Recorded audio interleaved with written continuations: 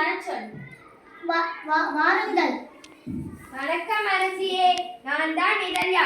நான் ஒரு வியாபாரி. நான் மல்லிகை கடை வைத்துள்ளேன். அன்று முழு கவனத்தோடு வியாபாரம் செஞ்சிருக்கும் போது தெருவில் வந்த காளை மாடு ஒரு சிறுமியை ஆவேசமாக முட்டுவதற்கு பாய்ந்தது.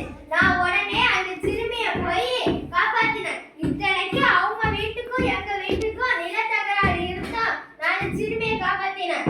ஊர் மக்கள் எல்லாரும் என்னைய பாராட்டினாங்க.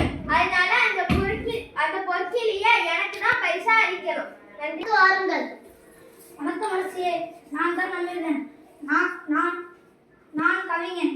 நான் பல பாடல்களையும் பல கவிதைகளையும் ஏற்றுள்ளேன். நான் உலகம் வியக்கும்படியான 100 செயல்களை ஏற்றுள்ளேன். அதை மக்கள்கள் விரும்பி படிக்கின்றனர். ஒரே இரவில் இப்படி ஒரு ஆவேசத்தை படைத்தது இலக்கிய சாதனை அல்லவா? பொற்கிலே எனக்கே பொருந்தும். பொற்கிலே எனக்கே தருமாறு கொண்டு அடுத்து வாருங்கள். வணக்கம் அரசியே, நான் தான் கனிஷ்கா. கரடு முரடான பாறைகளை வெட்டி அதை எடுத்துக்கொண்டு அழகிய சிற்பங்களாகவும் எழிலான தூள்களாகவும் செய்பவனே நான். அதனால் நான் செதுக்கிய சிற்பங்களை பார்த்து வியந்து பாராட்டாதவர்களே இல்லை. அதனால் எனக்கே பொற்கிளி கொடுப்பதே பொருந்தும். கேட்டுக்கொள்கிறேன் அரசியாரே. அடுத்து வாருங்கள். வணக்கம் அரசே, என் பெயர் ஆசுதி. நான் ஒரு ஏழை விவசாயி. என் மூதாதையார் வழியில் எனக்கு கிடைத்த ஒரு காணி நிலத்தை நன்கு உழுது பயிரிட்டு பிழைத்து வருகிறேன். என் மனைவி காலமாகிவிட்டார். அதனால் நானும் என் மகளும் தான் வயலில் உழைத்து வருகிறோம். தினமும் பாடுபட்டு வயலில் உழைத்ததால் கடந்த ஆண்டை விட இந்த ஆண்டு 3 மடங்கு விளைச்சல் தருகிறது. அதனால் எனக்கு தேவையான நெல்பயிர்களை எடுத்துக்கொண்டு மீதி நெல்பயிர்களை 10 குடும்பங்களுக்கு பங்கு பிரித்து கொடுத்துள்ளேன். இதுதான் என் சாதனை அரசியாரே.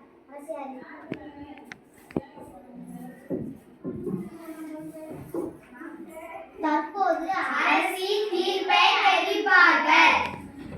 சபை அனைவருக்கும் வணக்கம். நீங்கள் நால்வருமே மிக சிறப்பாக சாதனைகளை செய்திருக்கிறீர்கள். ஆனால் பொற்காசுகள் ஒருவருக்கு மட்டுமே வழங்கப்படும்.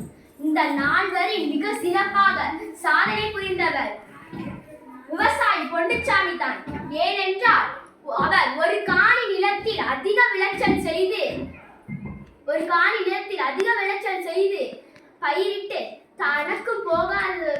தனக்கும் வைத்துக்கொண்டு மீதி உள்ள பயிர்களை 10 குடும்பங்களுக்கு கொடுத்து அவர்களின் பசியை போக்கியுள்ளார் பொன்னுச்சாமி. எனவே அவரே சிறந்த சாதனையாளர். எனவே இந்த 100 பொற்காசுகளை பொன்னுச்சாமிக்கே கொடுக்க ஆணையிடுகிறேன்.